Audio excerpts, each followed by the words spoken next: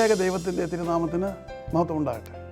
കർത്താവിൽ പ്രിയ സഹോദരങ്ങളെ, word to world ടെലിവിഷൻ്റെ ആഭിമുഖ്യത്തിൽ നടത്തപ്പെടുന്ന ബൈബിൾ ക്രൗൺ പ്രതിദിന പ്രശ്നോത്തരിയിലേക്ക് നിങ്ങളെല്ലാവരെയും കർത്തൃനാമത്തിൽ സ്വാഗതം ചെയ്യുന്നു. നമ്മുടെ ഇന്നലത്തെ ചോദ്യം, യേശു ചെളി ഉണ്ടാക്കിയത് എന്തിനു വേണ്ടിയാണ്? ഉത്തരം, കുരുടൻ്റെ കണ്ണുകളിൽ പൂശുവാൻ. ഇന്നലത്തെ വിജയി.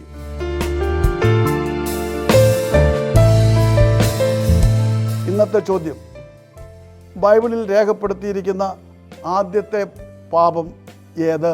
ചോദ്യം ഞാൻ ആവർത്തിക്കുന്നു. ബൈബിളിൽ രേഖപ്പെടുത്തിയിരിക്കുന്ന ആദ്യത്തെ പാപം ഏത്?